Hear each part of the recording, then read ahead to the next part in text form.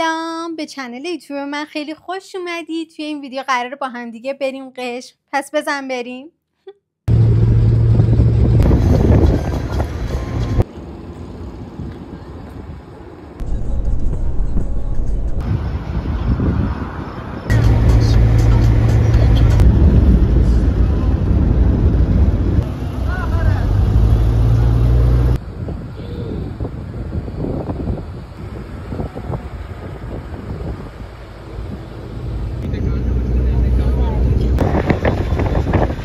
سلام بچه ها، به چنل یوتیوب من خیلی خوش اومدین. توی این ویدیو قراره که با هم دیگه قشم رو ببینیم، درگاهان و یه سری پاساژا رو بهتون نشون بدم که اگه اومدین قشم کدوم پاساژ برین، اگه خواستین چی بخرین کجا برین با هم دیگه ببینیم.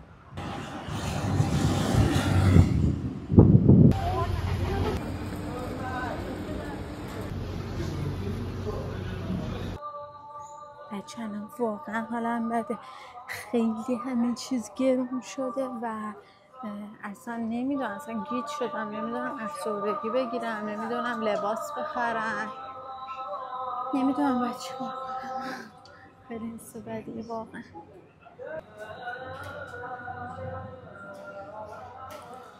ببین اصلا کلا من 1 سال پیش فکر کنم اومده بودم اینجا، یک کتونی قیمت داشتم به 1,200، الان همون شده 2,700 اینجوریه. خیلی گرونه، چیکار کنم؟ به افسردگی ادامه بدم؟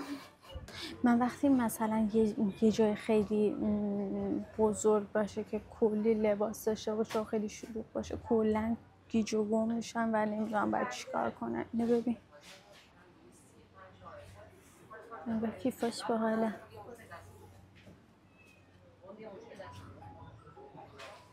و یه چیزی هم بهتون بگم، ببین توی اگه مثلا دنبال لباس خوب میگردین که حالا قیمتش هم مناسب باشه، اینایی که مثلا دم در میذارن توی رگال و اینا مثلا تخفیف خورده، توشون بگردین خیلی چیزای باحال خوبی میتونین پیدا کنین.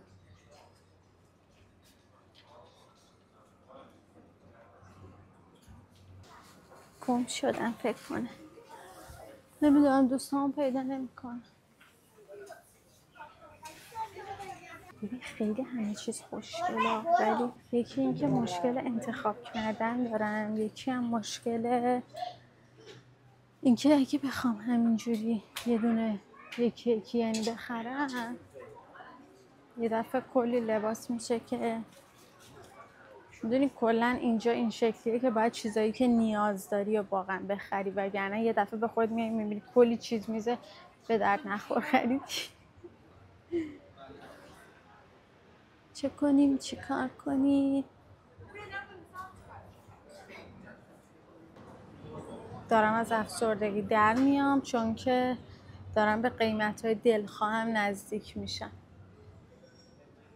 مثل اینکه هنوزم قشم قبلیه. من عاشق طبقه دومشم. طبقه دوم خیلی همیشه چیزای خوبی پیدا میکنه. این دورسه چقدر خوشگله.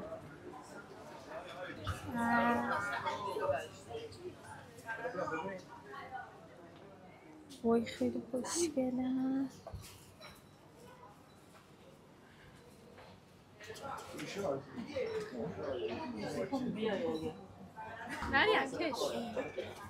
مریم کش.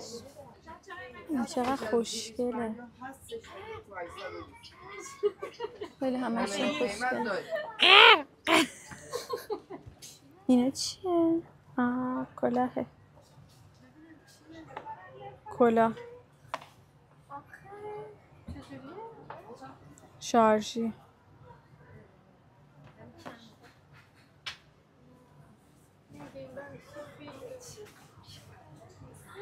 برو بکن اگه اوکی بود بردارم. این رنگ بندی رو نگاه به یه رنگ هستنه. بعد اینا سایز بدونم بپوش.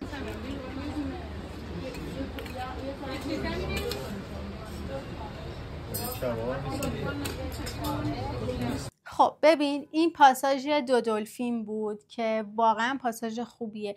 یعنی اگه رفتین قشم درگهان حتما این پاساژ رو برید به نظرم، چون کلی لباسای خوب میتونید پیدا کنید و با قیمت مناسب. یعنی توی ویدیو هم بهتون گفتم اگه بگردید واقعا کلی لباسای خوب و خوشگل پیدا میکنید. مثلا این شکلی میشید که چقدر خوبه و میدونی وقتی آدم یه خرید خیلی خوب میکنه با یه قیمت خیلی مناسب خیلی به دلش میچسبه و خیلی خلاصه حال میده. بچه ها اینجا پاساژ اطلسه که کیف و کفش داره.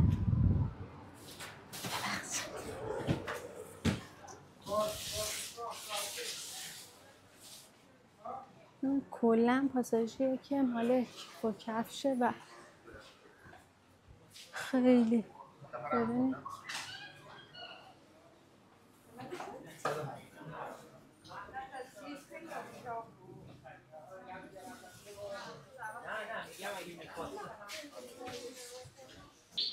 اینجا بانمکه.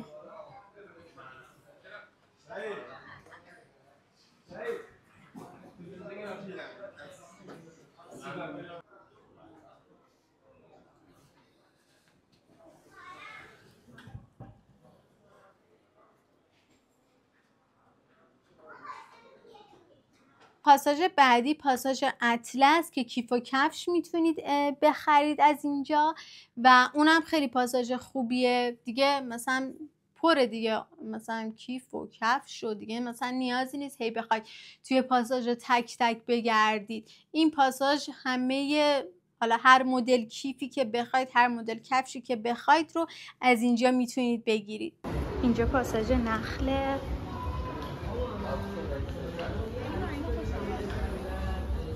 ببین اینجا هم مثل همون دو دلفین خیلی لباسای خوشگل میشه پیدا کرد.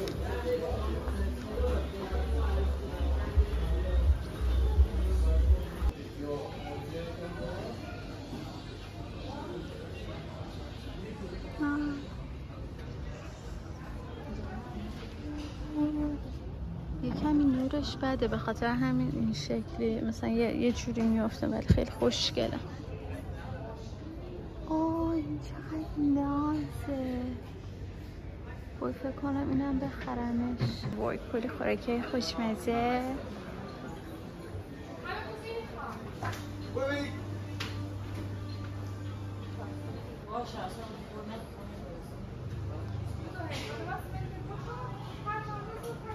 پاساژ نخل که پاساژ نخل هم حتما به نظرم برید، چون اونجا هم کلی لباسای خوشگل میتونین پیدا بکنین.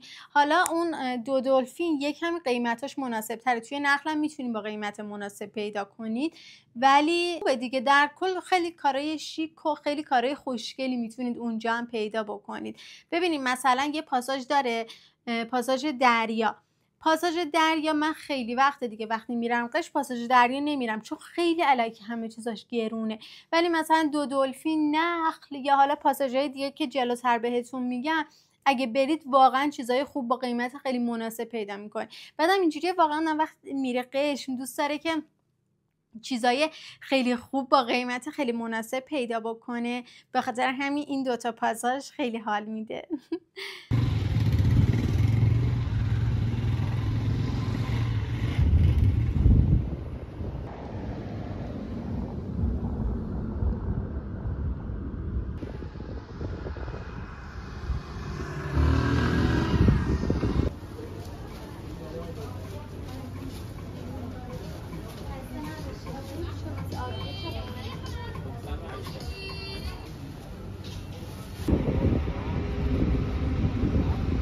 که من الان نشستم اینجا و دارم باهاتون صحبت میکنم به خاطر اینه که قشم خیلی هوا گرم بود، خیلی خیلی زیاد، و من میخواستم که اونجا براتون کلی خوراکی‌های خوشمزه تست بکنم و کلی همه جا رو بهتون بتونم نشون بدم، ولی خب متاسفانه اینقدر هوا گرم بود که موفق نشدم این کار انجام بدم. به خاطر همین گفتم بیام اینجا هم باهاتون صحبت بکنم و هم لباسایی که خریدم بهتون نشون بدم. پاساژهای دیگه هم هستن که میتونید برید، ولی من این سه تا پاساژ همیشه میرم وقتی میرم قش و کلی هم از خریدام راضیم هر موقع برمیگردن. حالا بریم با هم دیگه خریدامو ببینیم. این شلوار رو خریدم به فکر میکنم 1,100,000 و خیلی هم دوستش دارم. خیلی خوشگله پشتش با این مانتو. ببین من عاشق مانتوم شدم و شلوارم خیلی خوشگله. اینو فکر میکنم توی ویدیو هم دیدین که گفتم میخرمش. اینو فکر میکنم خریدم یه 800 و خورده اینجوریا. اینم از این. اینا خیلی دوستش دارم. اینو فکر میکنم ببینید اینا خیلی خوب خریدم. بذاریم بپوشمش.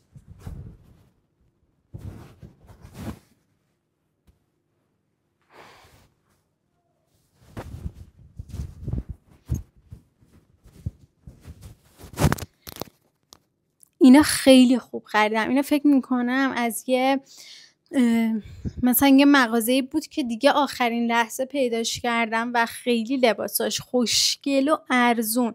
حالا نه خیلی ارزون ولی چرا ارزونم بود واقعا. اینو فکر میکنم خریدم 480 تومن و مثلا نسبت به اینجا و یا حالا همون قشمم خیلی قیمتش خوب بود و خیلی خوب خریدم. خیلی دوستش داره. خیلی خوشگله. اینم از این که الان یه ذره با این شلوار و این استایل هم یه ذره قشنگ نیست ولی خیلی اینم خوشگله و دوستش دارم. بچه اون هودیه رو من از دودولفین خریدم. شلوارم رو از نخل خریدم و مانتوم هم از دودولفین خریدم. اینم همینطور. اینم از دودولفین گرفتم. اینم قیمتش رو فکر میکنم 400 خورده اینجوری ها گرفتم. خیلی خوشگله. حالت مانتو کتی داره.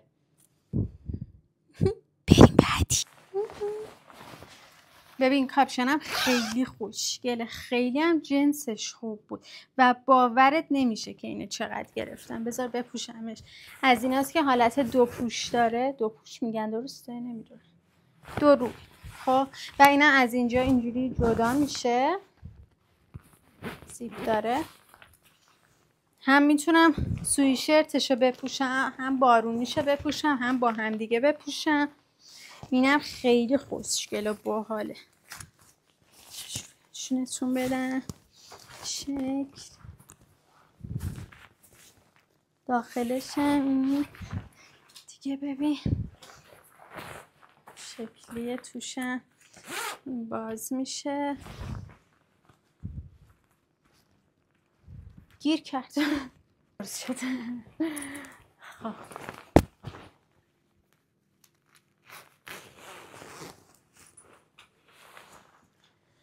اینجوری پالت برعکس میره داخل کاپشن.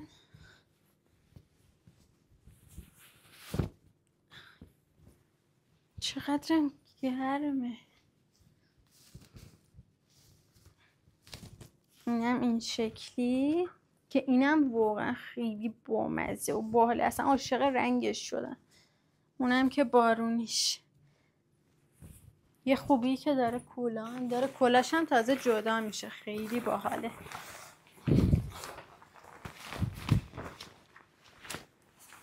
بزن بریم بعدی. اینم از لباس بعدی. کاپشن قبلی رو یادم رفت بهتون بگم که چقدر خریدم. خریدمش به فکر میکنم 2 میلیون و خیلی واقعا خوب بود قیمتش. اونم از دودولفین خریدم. آره نه لباس صورتی من خیلی بانمک خدای کلا هم داره. اینم باورت نمیشه که چقدر خریدم. چیزه اینجوری شلوارش بلنده و اینم که کوتاه. اینجا خیلی بانمک و صورتی و بامزه است اصلا. اینا هم از دودولفین خریدم بچه‌ها. همون که هودی سرمه‌ای رو خریدم ازش که خیلی گفتم قیمتش مناسب بودن. اینا من فکر میکنم خریدم 880. آره فکر میکنم همین عدد بود و خیلی خدای هم خوشگله. اینجاش هم جیب داره. ندیده بودم. چه بانمک. شلوارش جیب داشت. الان نداره. نمیدونم شایدم نداشته. خلاصه که من خیلی از خریدام راضی بودم. تموم شدن خریدات. خلاصه که من خیلی راضی بودم از خریدام. اگه تو هم رفتی قشم و خرید کردی از این پاساژایی که بهت گفتم حتما برام کامنت بکن بگو راضی بودی یا نه. ته این ویدیو میخوام یه ویدیو برات بذارم که ببین نگم برات یه اتفاقی افتاد. من پارسال زمستون رفتم قشم و نمیدونی چه اتفاقی برای من افتاد. ویدیوشو حتما برات میذارم ببین اون موقع من این شکلی بودم که تموم شد، ما مردیم دیگه. توی ویدیو خودت ببین. و اینکه مرسی که ویدیوی منو تماشا کردی. من همینجا ازت خداحافظی میکنم. اگه ویدیوی منو دوست داشتی سابسکرایب، لایک یادت نره، برام حتما کامنت بذار. خیلی دوستتون دارم. فعلا بای. سلام، من اینجا آماده شدم که بریم قشم. از همین اول کلی بارون اومد، کلی برف اومد. خوشگله نه؟ ولی اینجا اینقدر برف اومده بود و جاده لیز بود که با سرعت خیلی کم باید میرفتیم. کلی ماشین چپ کرده بودن، همینجوری لیز خورده بودن، کلی کامیون چپ شده بود. خیلی بد بود. بفرمایید چایی؟ اینجا اینقدر هوا سرد بود و داشت رو به شب میرفت که این کامیون زده بود کنار آتیش روشن کرده بود. جاده خیلی بد بود. اینجا برف گرفته بود. اینجا اینقدر جاده بد بود و برف میومد تو شیشه که اصلا جاده مشخص نبود. اینجا همونجور که میبینیم ما روی رد لاستیکا داریم میریم که یه موقع منحرف نشیم و لیز نخوریم. اینجا ما وایسادیم و جاده بسته شد. فکر میکنم 2 کامیون همدیگه رو قیچی کرده بودن. همونجور که میبینین دیگه حتی رد لاستیک هم وجود نداره. اینجا همه ماشینا وایساده بودن، جاده بسته شده بود و با سرعت خیلی کم جلو میرفتن. خلاصه ما مجبور شدیم اینجا تا صبح بمونیم و بعد اینجا رو دندقب گرفتیم. یه نفر اومد گفت از یه راه دیگه باید بریم. اینجا ما گیر کردیم توی برف تنها و هیچ کسی نبود. اینجا من کلی ذوق کرده بودم از دیدن برف و با اینکه قبلش هم گریه کردم ولی گفتم بذار یه فیلم بگیرم برای شما. اینجا همون جوری که میبینیم ماشینای راهبر اومدن رد شدن و ما شانس آوردیم و ما رو با از این سیما کشیدن بالا. خیلی بد بود، خیلی.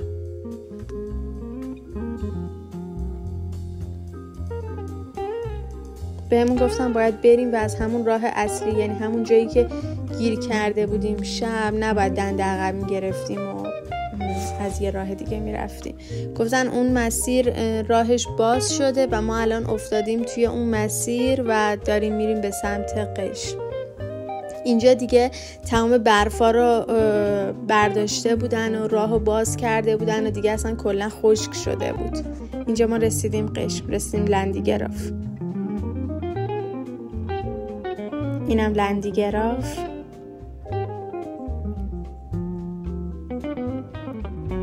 حدوداً فکر میکنم یه راه شاید 14 ساعته، شاید 12 ساعته رو ما 27 ساعت تو راه بودیم.